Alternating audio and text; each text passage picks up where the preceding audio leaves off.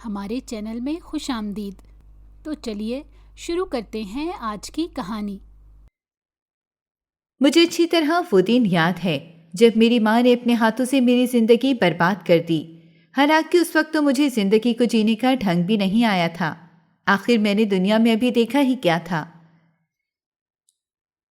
میرے لیے تو وہ ہوائیں بھی انجان تھیں جس میں مجھے سانس لینے کے لیے اکیلا چھوڑ دیا گیا۔ کاش وہ دن کبھی میری زندگی میں نہ آتا، یا پھر وہ میری ماں نہ ہوتی تو شاید میرے ساتھ وہ سب نہ ہوتا جو ہوا تھا۔ میرا نام نعیمہ ہے اور میں ایک غریب گھر سے تعلق رکھتی تھی۔ میرے ابا ایک جوگی تھے، سارا دن گلی گلی گھوم پھر کے سانپ کا تماشا دکھاتے اور 4 پیسے کما کر شام کو گھر لوٹ آتے تھے۔ جو لوگ سانپ کا تماشا دیکھتے تھے وہ میرے ابا کو پیسوں کے ساتھ ساتھ تھوڑا بہت آٹا بھی دے دیا کرتے تھے۔ ہم لوگ اپنے قبیلے والوں کے ساتھ بستی میں رہتے تھے اور یہ بستیاں بھی ہم قبیلے والے اپنی مرضی کی جگہ پر آباد کر لیتے تھے۔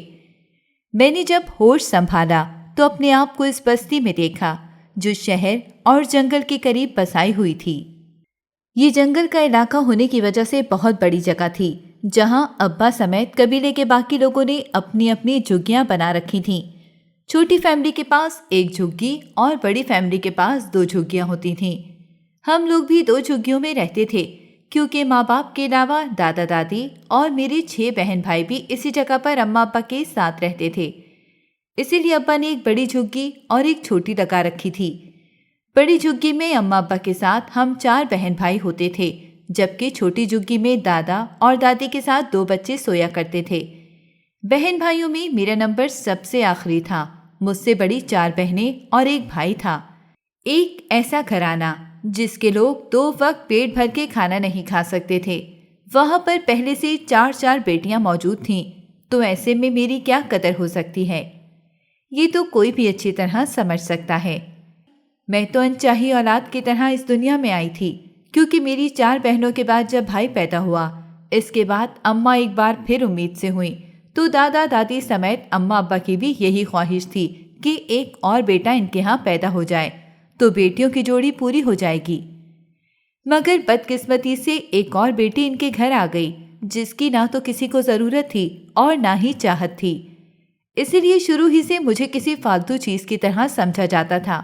میری بڑی بہن 12 سال کی تھی اور میری ماں اسی کے آسرے پر مجھے چھوڑ کر خود قبیلے کی باقی عورتوں کے ساتھ کام کے لیے نکل جاتی تھی۔ میری ماں اور قبیلے کی باقی عورتیں بازار میں بڑی بڑی کریانے کی دکانوں میں کام کرتی تھیں، جہاں بھی دال، چاول اور ایسی ہی مختلف چیزوں کو صاف کرنے کا کام دیا جاتا تھا۔ پتہ نہیں کتنے کلو روز کے حساب سے وہ سارا اناج صاف کرتیں اور اس کے بدلے جو دہاڑی ملتی تھی وہ ان کی محنت کا بدلہ کبھی بھی نہیں ہوتی تھی۔ بس مجبوری تھی کہ اپنا اور بچوں کا پیٹ پالنے کے لیے قبیلے کی عورتوں کو اس طرح کام کرنا پڑتا تھا۔ جب قبیلے کے سارے مرد اور عورتیں دن کے وقت کام پر نکل جاتے تو پیچھے بوڑھے اور بچے ہی بچتے تھے۔ وہ سب اپنی اپنی جھگیوں کے باہر چارپائی ڈال کے اس پر بیٹھ جاتے اور بچے سارا دن ننگے پیر وہاں پر کھیلتے کودتے رہتے تھے۔ تھوڑا بہت اگر کچھ کھانے کو ہوتا تو سب مل کر بانٹ کر کھا لیتے تھے، ورنہ شام کو جب مرد اور عورتیں کام سے لوٹتے تب بھی ہر جھگی کے باہر چولہا جلتا تھا۔ اینٹوں سے بنے ہوئے چولہوں میں جلانے کے لیے لکڑیاں بھی وہ لوگ خود جنگل سے لے کر آیا کرتے تھے۔ سب کا حال تقریباً ایک جیسا ہی تھا۔ سب اپنی اپنی زندگیوں سے تنگ اور اپنی اپنی جگہ پر ایک جنگ لڑنے میں مصروف تھے۔ ایسی بھی نہ تو بوڑھوں کی خدمت کی جاتی ہے اور نہ ہی بچوں کے لاڈ اٹھائے جاتے ہیں، بلکہ زندگی کی گاڑی کو ایک بوجھ سمجھ کے ڈھویا جاتا ہے۔ یہی سب میں نے اپنے بچپن سے دیکھا تھا۔ جب میں 7 سال کی ہوئی تو میری بڑی دونوں بہنیں جوان ہو چکی تھیں اور 16-17 سال کی عمر میں ہی ان کی شادیاں اماں ابا نے اپنے قبیلے میں ہی کر دیں، اور وہ دونوں ہماری جھگی سے دوسری جھگی میں منتقل ہو گئی تھی۔ ساتھ ہی ان کے کھانے پینے کی ذمہ داری بھی اماں ابا کے پاس سے ختم ہو گئی، لیکن ابھی 4 بچے تو باقی تھے۔ جیسے تیسے زندگی چل رہی تھی، مگر اچانک ایک دن میری اماں ہمیں اس دنیا میں اکیلا چھوڑ کر ہمیشہ کے لیے چلی گئیں۔ رات کو تو وہ چنگی بھلی سوئی تھی، لیکن صبح کو اٹھی ہی نہیں۔ ہم کتنی دیر روتے رہے، اپنی اماں کو آوازیں دیتے رہے، مگر یہ بات بڑی دیر بعد سمجھ میں آئی کہ دنیا سے جانے والے کبھی لوٹ کر نہیں آتے۔ لیکن میں اماں کو یاد کر کے بہت روتی تھی۔ مجھ سے بڑی 2 بہنیں جیسے تیسے گھر سنبھال رہی تھیں، مگر اب کمانے والا صرف ایک رہ گیا تھا۔ حالات دن بدن بگڑتے جا رہے تھے۔ پھر میرے دادا اور دادی نے ابا کی دوسری شادی کروا دی، حالانکہ ہم سب اتنے بڑے ہو چکے تھے کہ بغیر ماں کے رہ سکتے تھے، مگر دادا دادی کو پتہ نہیں کیا سوجی تھی کہ انہوں نے ہم پر یہ ظلم ڈھا دیا۔ ہماری ستیلی ماں بھی ہماری برادری کی ہی تھی، مگر وہ ہماری بستی میں نہیں رہتی تھی۔ ابا دوسری بستی سے بیاہ کر اسے لائے تھے، مگر اس نے تو یہاں آنے کے 1 ہفتے بعد ہی اپنی اصلی رنگ دکھانے شروع کر دیے۔ وہ نہ تو میرے دادا دادی کو پوچھتی تھی اور نہ ہی ہم بہن بھائیوں کا خیال رکھتی تھی، بلکہ اسے تو بس یہی تھا کہ ابا اس کے اشاروں پر چلتا رہے اور جو بھی کما کر لائے اس کے ہاتھ میں رکھ دیا کرے، ورنہ ہر روز ایسے لڑائی ہوتی کہ ساری بستی والے دیکھتے اور سنتے تھے۔ پھر اسی ڈر کی وجہ سے ابا نے اپنی دہاڑی اماں کے حوالے کرنا شروع کر دی، اور وہ اماں کی کسی بات سے اختلاف نہیں کرتا تھا، کیونکہ ابا نہیں چاہتا تھا کہ بستی والوں کے سامنے اس کی عزت کا تماشا بنے، اور اسی بات کا فائدہ اماں نے خوب اٹھایا۔ دادا اور دادی کو بھی نئی بہو لانے کی خوب سزا مل رہی تھی، مگر اصل سزا تو ہم چاروں بچوں کے لیے تھی۔ میری بڑی بہنیں اور میرا بھائی تو پھر بھی ستیلی ماں کے ظلم سے تھوڑا بچ جاتے تھے، مگر اصل کمبختی تو میری آتی تھی۔ اماں کا جب دل چاہتا مجھے مارنا پیٹنا شروع کر دیتی تھی۔ جب ستیلی اماں کو ہمارے پاس آئے 1 مہینہ گزر گیا تو اس نے بھی بستی کی باقی عورتوں کے ساتھ کام پر جانا شروع کر دیا، مگر وہ بہت بن ٹھن کر نکلتی تھی۔ رنگ و روپ کی سانولی تھی، مگر تیکھے نین نقش اور جمع عمری نے اسے بہت دلکش بنا دیا۔ نہ ہی ہم چاروں بہن بھائیوں کو کپڑے بدلنے کے لیے دیتی تھی، بلکہ خود سرخی پاؤڈر لگا کے وہ باقی عورتوں کے ساتھ نکل جاتی تھی۔ پھر اس نے میری دونوں بڑی بہنوں کو بھی اپنے ساتھ لے جانا شروع کر دیا اور یہی کہا کہ 4 پیسے مل جائیں گے تو کوئی قیامت نہیں آ جائے گی۔ اسی وجہ سے دادا اور دادی بھی چپ رہے، حالانکہ ہماری بستی میں کوئی بھی جوان بچیوں کو کام پر بھیجنے پر راضی نہیں ہوتا تھا، مگر اب میرے ابا نہ تو اپنی بیوی کے سامنے کچھ بولتے تھے اور نہ ہی کسی بات سے اسے روکتے تھے، کیونکہ جب بھی ایسا ہوا اس عورت نے کسی کی بھی پرواہ کیے بغیر ایسا تماشا لگایا تھا کہ سب بستی والے توبہ کرنے لگے تھے۔ پتہ نہیں کیوں میری ستیلی ماں کی زبان اتنی کڑوی تھی کہ کوئی بھی اس سے بات تک نہیں کرتا تھا۔ وہ صبح بستی کی عورتوں کے ساتھ بستی سے نکلتی ضرور تھی، مگر کام کے لیے وہ ان کے ساتھ نہیں جاتی تھی، بلکہ کسی اور جگہ پر ہی جا کر کام کرتی تھی۔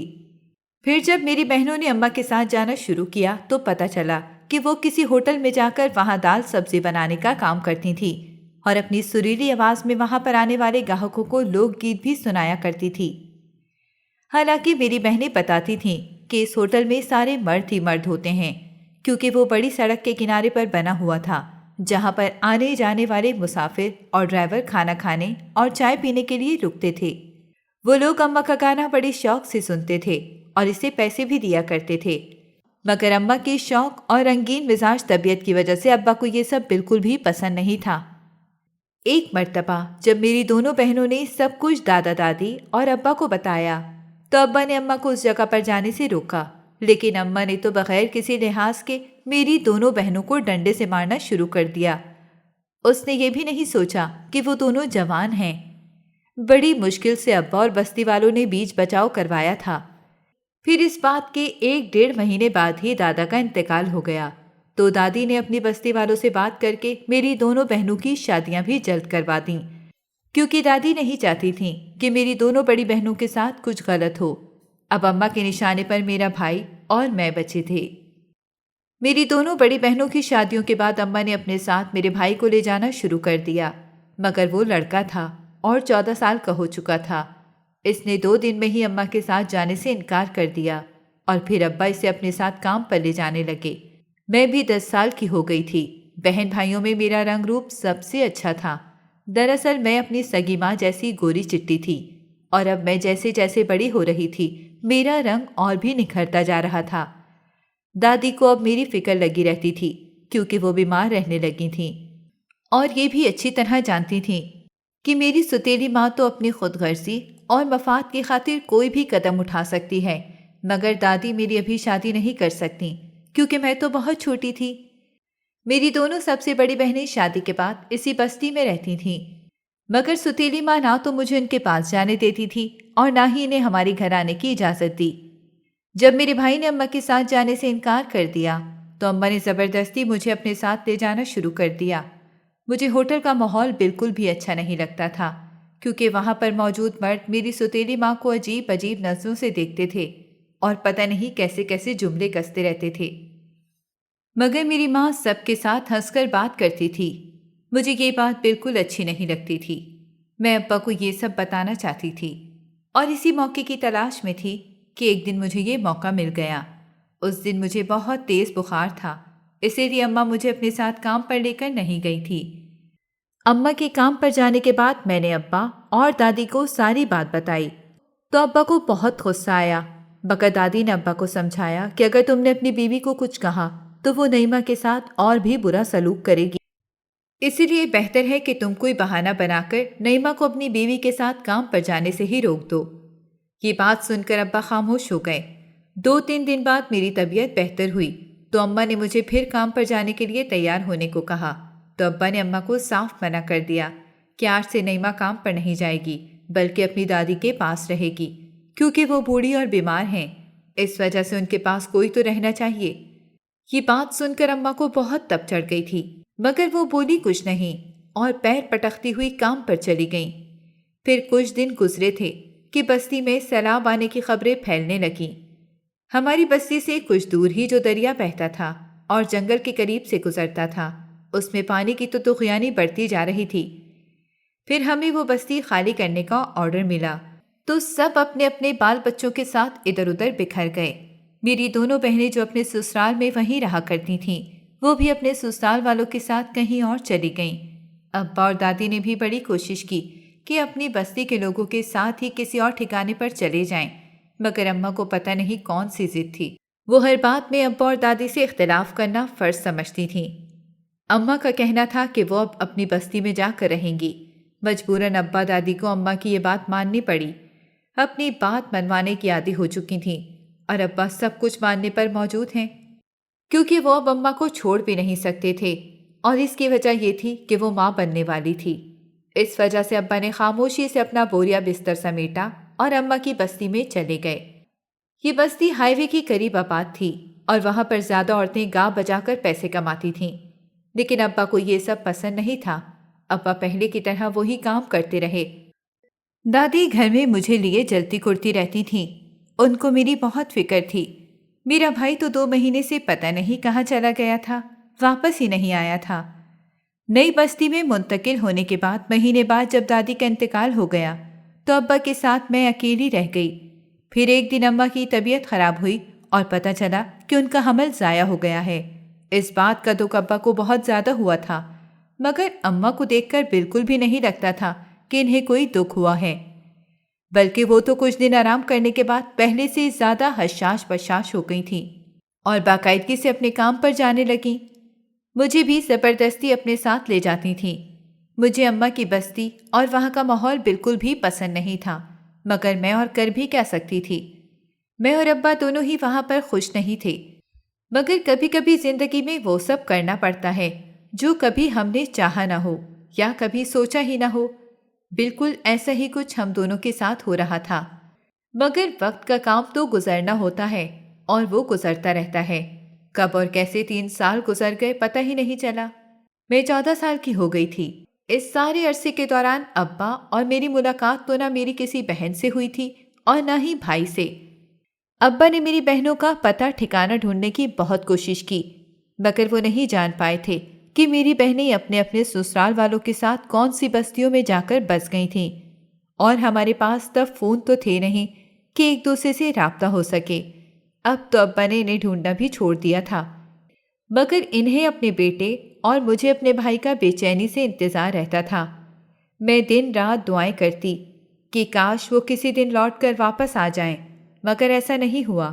3 سال ہو گئے تھے مجھے اماں کے ساتھ کام پر جاتے ہوئے، مگر میں ابھی تک اس ماحول کی عادی نہیں ہوئی تھی۔ اماں مجھے بھی گانا گانے کا کہتی، مگر میں اماں کی بات نہیں مانتی تھی، اور میری وجہ سے ہی اماں اور ابا کے جھگڑے بھی ہوتے تھے۔ ایک دن اماں اور ابا کی بہت زیادہ لڑائی ہوئی۔ ابا نے غصے میں آ کر اماں پر ہاتھ اٹھا لیا تو اماں نے شور مچا کر اپنی ساری بستی کو اکٹھا کر لیا اور کہنے لگی کہ میں ماں بننے والی ہوں اور یہ بندہ مجھ پر ظلم کرتا ہے، مارتا پیٹتا ہے۔ بستی والوں نے ابا کو خوب برا بھلا کہا، لیکن کچھ عرصے بعد ہی پتہ چلا کہ اماں نے جھوٹ بولا تھا، اور اس سے پہلے بھی اماں نے ماں بننے والی بات غلط ہی کی تھی۔ ایسا تو کبھی ہوا ہی نہیں تھا۔ پتہ نہیں اماں کو یہ سب کر کے کیا ملتا تھا۔ شاید وہ یہ ناٹک اس لیے کرتی تھی کہ ابا انہیں چھوڑے نہ، لیکن صاف نظر آتا تھا کہ وہ ابا کے ساتھ رہنا بھی نہیں چاہتی۔ اماں کی عادتیں اور حرکتیں بڑی عجیب تھیں۔ میں جوان ہو گئی تھی، مگر ان کو ابھی تک سمجھ نہیں پائی تھی، حالانکہ ہمارا دن رات کا ساتھ تھا۔ اماں نے نہ تو مجھے کبھی بیٹی سمجھا تھا اور نہ ہی کبھی میری دوست بننے کی کوشش کی تھی، بلکہ وہ تو اپنی ہی الگ دنیا میں گم رہتی تھیں، اور میں چپ چاپ صرف اپنے ابا کی خاطر یہ سب کچھ برداشت کرتی رہی، کیونکہ اپنے بہن بھائیوں سے اس طرح جھگڑ جانے کے بعد میں باپ کو نہیں کھونا چاہتی تھی، مگر یہ نہیں جانتی تھی کہ قیامت میری منتظر ہے۔ ہوا کچھ یوں کہ ایک دن ابا کو ہارٹ اٹیک آیا اور وہ دنیا سے چلے گئے۔ اب میں پوری طرح اپنی ستیلی ماں کے رحم و کرم پر تھی۔ ابا کے جانے کے بعد میری ستیلی ماں نے عدت بھی پوری نہیں کی اور اپنے کام پر باقاعدگی سے جاتی رہی۔ وہ بستی والوں کے سامنے بڑی مظلوم بنی ہوئی تھی اور کہتی تھی کہ اگر میں کام نہیں کروں گی تو اپنا اور اپنی جوان بیٹی کا پیٹ کیسے پالوں گی۔ اور دوسری طرف میں تھی جو ابا کے جانے کے بعد بالکل ہی چپ ہو گئی تھی۔ اب تو مجھے کوئی امید ہی نہیں تھی کہ میں اپنی بہنوں اور بھائیوں سے کبھی مل سکوں گی، اور مجھے ماں سے ڈر بھی بہت زیادہ لگتا تھا۔ پتہ نہیں کیوں میرا دل ڈرتا تھا کہ اماں کہیں میرے ساتھ کچھ غلط نہ کر دے، اور پھر ایسا ہی ہوا۔ وہ دن میں ساری زندگی نہیں بھول سکتی جب میں نے اپنے کانوں سے وہ سب سنا جو میں خواب میں بھی نہیں سوچ سکتی تھی۔ وہ دن میری زندگی کا سب سے منحوس دن تھا۔ جب میں اپنی ستیلی ماں کے ساتھ اس ہوٹل میں کام کروا رہی تھی تو اچانک کسی نے میری ماں کو آواز دے کر اپنے پاس بلایا۔ اماں وہاں سے نکل کر اس ٹرک والے سے بات کر رہی تھی۔ پتہ نہیں میرے دل میں کیا آیا اور میں بھی اٹھ کر دروازے کے پیچھے کھڑی ہو گئی اور اماں کی باتیں سننے لگی۔ یہ سن کر میرے پیروں کے نیچے سے زمین نکل گئی کہ اماں مجھے اس ٹرک والے کو بیچنے کی بات کر رہی تھیں اور میرا بھاؤ تاؤ ایسے کر رہی تھیں جیسے میں کوئی انسان نہیں بلکہ بھیڑ بکری ہوں۔ میں بڑی ہمت اور حوصلے کے ساتھ وہاں کھڑی یہ سب سنتی رہی۔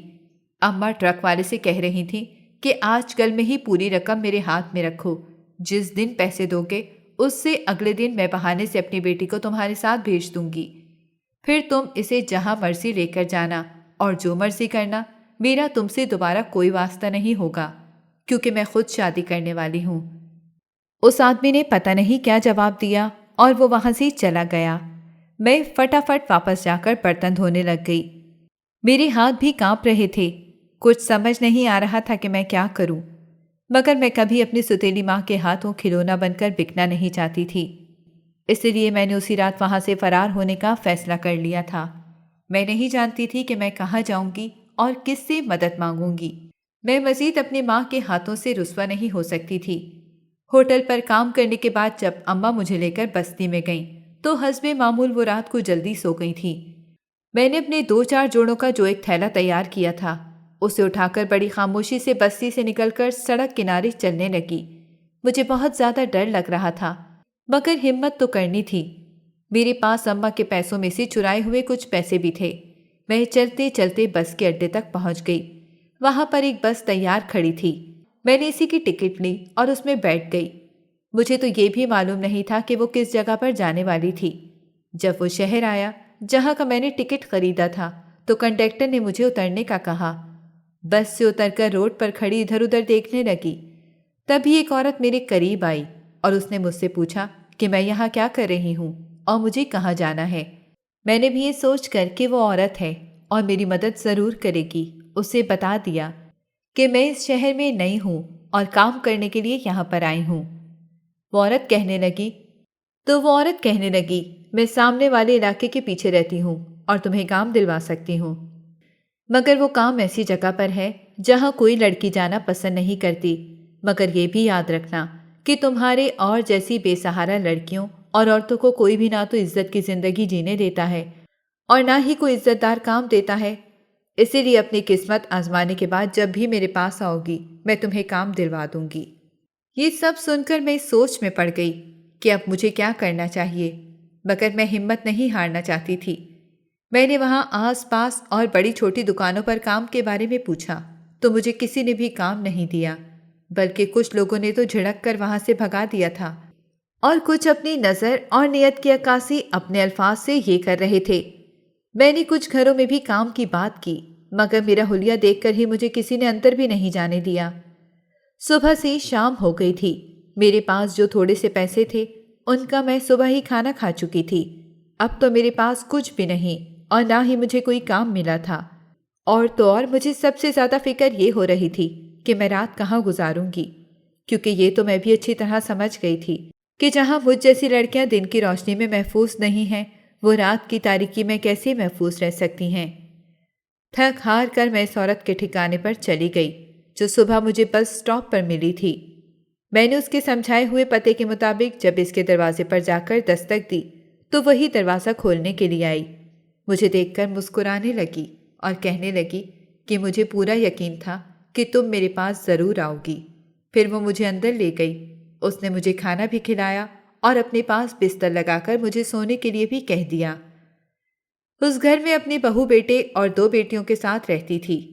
گھر کی حالت اچھی نہیں تھی، اسی لیے میں یہ امید نہیں کر سکتی تھی کہ وہ مجھے یہیں پر رہنے کی اجازت دے گی۔ پھر دوسرے دن وہ مجھے ناشتہ کرنے کے بعد اس جگہ پر لے گئی جس کا ذکر اس نے مجھے پہلے دن کیا تھا۔ میں بھی چپ چاپ چادر اوڑھ کر اس عورت کے ساتھ چلی گئی۔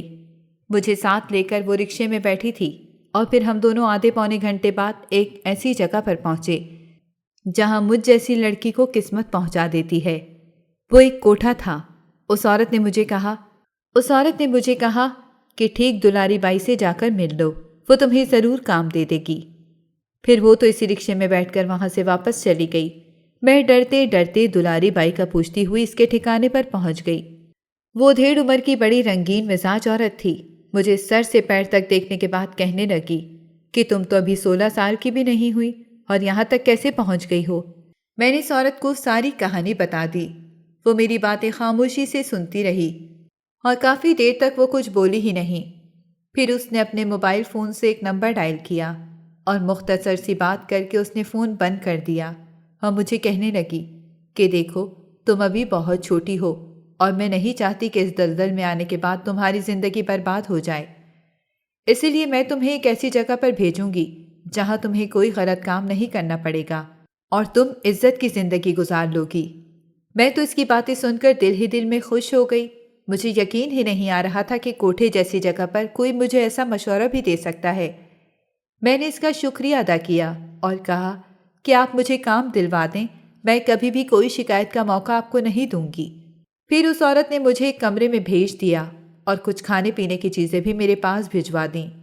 اس کے بعد اس نے مجھے کچھ کپڑے دیے اور کہنے لگی کہ ان میں سے کوئی جوڑا پہن کر تیار ہو جاؤ، کیونکہ جہاں میں تمہیں بھیجنے والی ہوں وہ ایک بہت بڑی حویلی ہے، تو وہاں پر جانے اور رہنے کے کچھ طور طریقے ہوتے ہیں۔ میں تمہیں وہاں پر 2 دن بعد بھیجوں گی تاکہ تم تھوڑا بہت کام بھی سیکھ جاؤ کہ تم نے وہاں پر کیسے رہنا ہے اور کیا کام کرنا ہے۔ میں یہ سن کر خاموش ہو گئی اور پھر اس کے دیے ہوئے جوڑوں میں سے ایک جوڑا پہن لیا۔ میں تو اپنے آپ کو شیشے میں پہچان ہی نہیں پا رہی تھی۔ پھر 2 دن میں وہیں پر رہی۔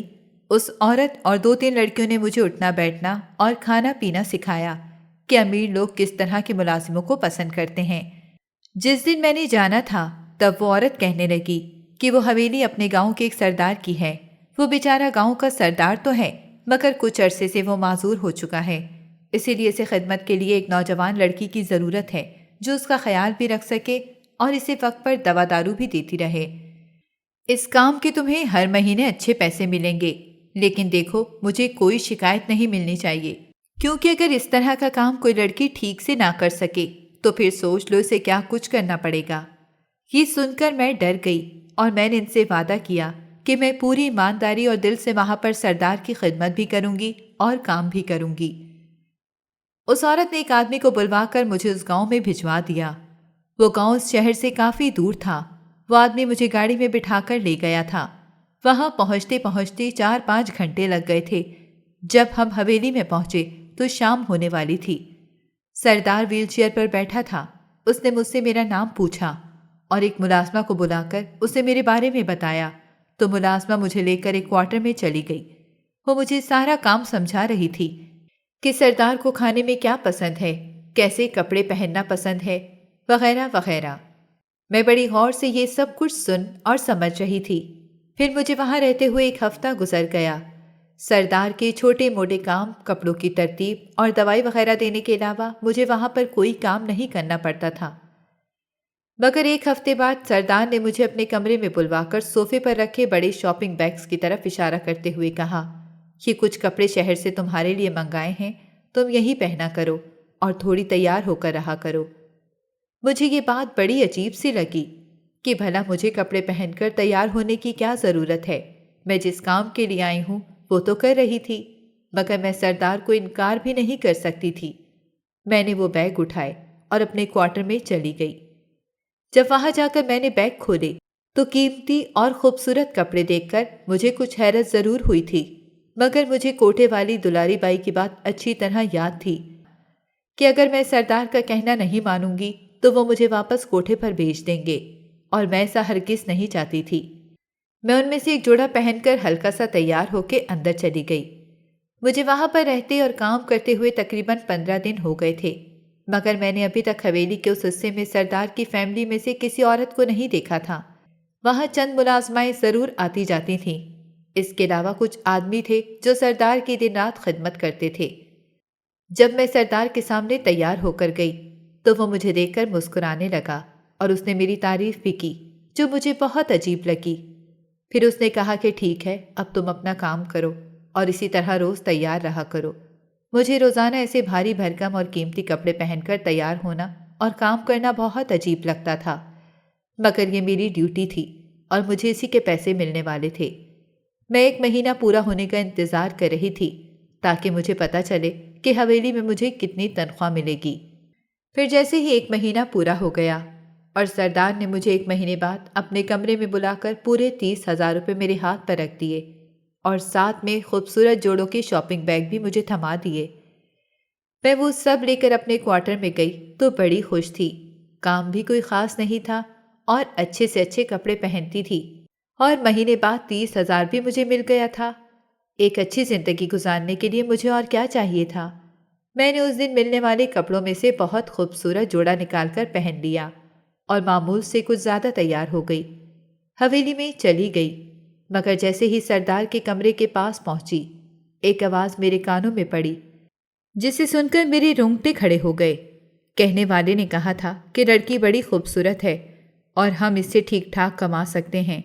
وہ پہلی والی لڑکی جیسی تو بالکل بھی نہیں ہے، اور دلاری بائی نے اتنا پیسہ لیا ہے اس لڑکی کا جو ہم نے اس سے وصول کرنا ہے۔ یہ سردار کی آواز تھی۔ پھر سردار کی ہنسی کی آواز آئی۔ مجھے کچھ سمجھ نہیں آ رہا تھا، مگر یہ سب سن کے میرا دماغ چکرانے لگا۔